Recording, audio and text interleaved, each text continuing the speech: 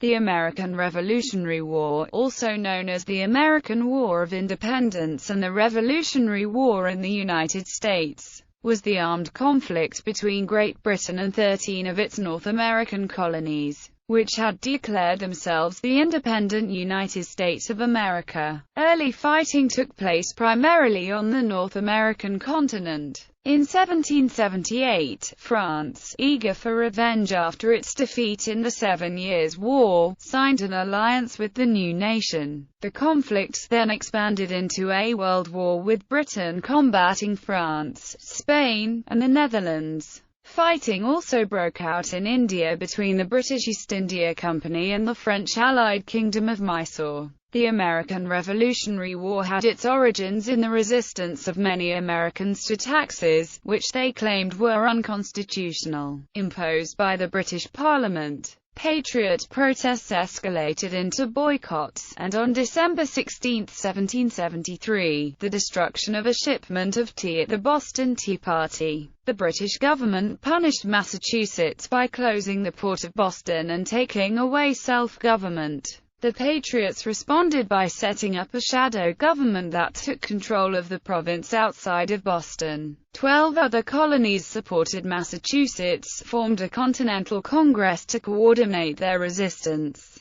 and set up committees and conventions that effectively seized power from the royal governments. In April 1775, fighting broke out between Massachusetts militia units and British regulars at Lexington and Concord. The Continental Congress appointed General George Washington to take charge of militia units besieging British forces in Boston, forcing them to evacuate the city in March 1776. Congress supervised the war, giving Washington command of the new Continental Army. He also coordinated state militia units. On July 2, 1776, the Continental Congress formally voted for independence, and issued its declaration on July 4. The British were meanwhile mustering forces to suppress the revolt. Sir William Howe outmaneuvered and defeated Washington, capturing New York City and New Jersey. Washington was able to capture a Hessian detachment at Trenton and drive the British out of most of New Jersey. In 1777, Howe's army launched a campaign against the national capital at Philadelphia, failing to aid Burgoyne's separate invasion force from Canada. Burgoyne's army was trapped, and surrendered after the battles of Saratoga in October 1777. This American victory encouraged France to enter the war in 1778, followed by its ally Spain in 1779. In 1778, having failed in the northern states, the British shifted strategy toward the southern colonies, where they planned to enlist many loyalist regiments.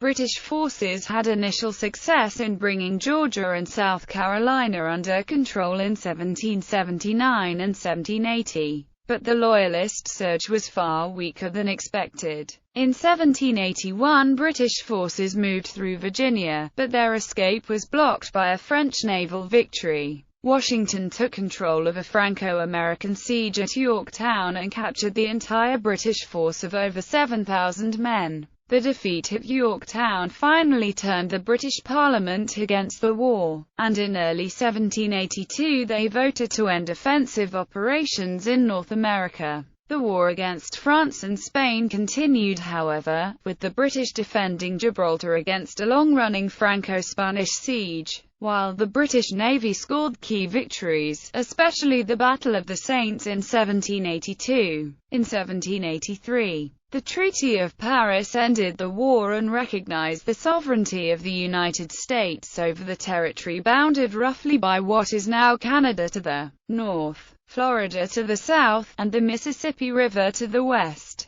France gained its revenge and little else except a heavy national debt, while Spain acquired Great Britain's Florida colonies. Causes. Taxes. The close of the 7 Years' War in 1763 saw Great Britain triumphant in driving the French from North America. London decided to pension many officers on half-pay and require the American colonies to pay for them. Parliament passed the Stamp Act in March 1765, which imposed direct taxes on the colonies for the first time starting November 1.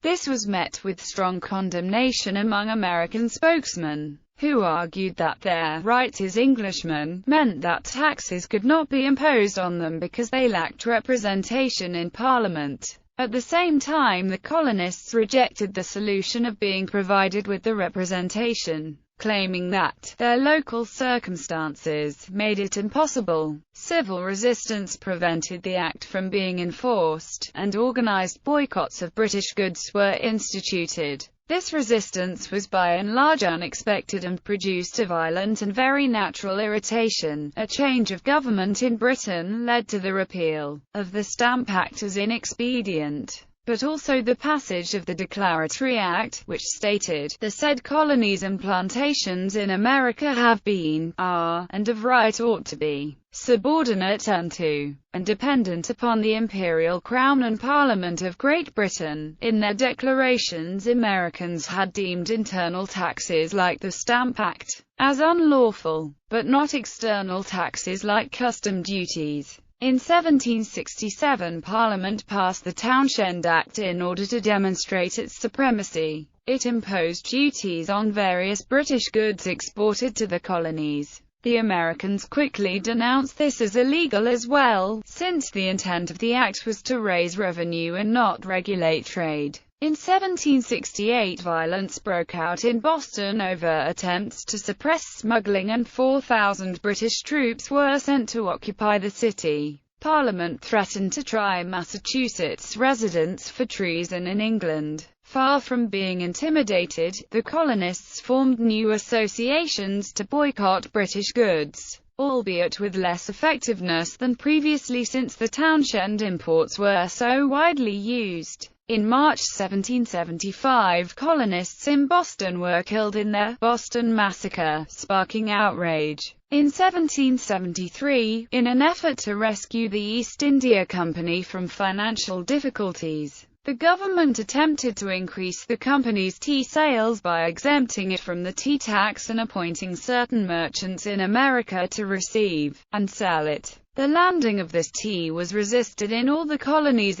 when the royal governor of Massachusetts refused to send back the tea ships in Boston. Patriots destroyed the tea chests. Crisis. Nobody was punished for the Boston Tea Party, and in 1774 Parliament ordered Boston Harbor closed until the destroyed tea was paid for. It then passed the Massachusetts Government Act to punish the rebellious colony. The upper house of the Massachusetts legislature would be appointed by the Crown, as was already the case in other colonies such as New York and Virginia. The royal governor was able to appoint and remove at will all judges, sheriffs, and other executive officials, and restrict town meetings. Jurors would be selected by the sheriffs, and British soldiers would be tried outside the colony for alleged offences. These were collectively dubbed the Intolerable Acts by the Patriots. Although these actions were not unprecedented, the people of the colony were outraged. Town meetings resulted in the Suffolk Resolves, a declaration not to cooperate with the royal authorities. In October 1774, an illegal provincial congress was established which took over the governance of Massachusetts outside of British-occupied Boston, and began training militia for hostilities. Meanwhile, in September 1774, representatives of the other colonies convened the First Continental Congress in order to respond to the crisis.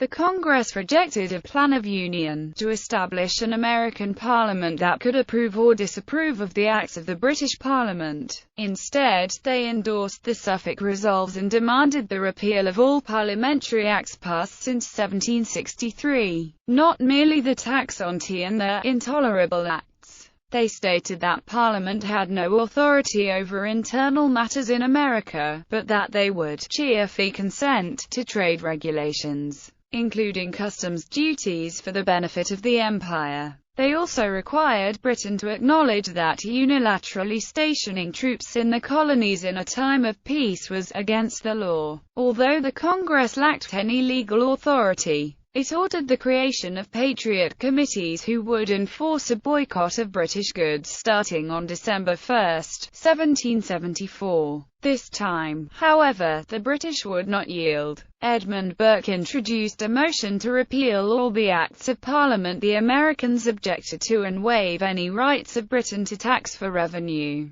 but it was defeated 210 to 105. Parliament voted to restrict all colonial trade to Britain, prevent him from using the Newfoundland fisheries, and to increase the size of the Army and Navy by 6,000. In February 1775, Prime Minister Lord North proposed not to impose taxes if the colonies themselves made fixed contributions. This would safeguard the taxing rights of the colonies from future infringement while enabling them to contribute to maintenance of the empire. This proposal was nevertheless rejected by the Congress in July as an insidious maneuver, by which time hostilities had broken out.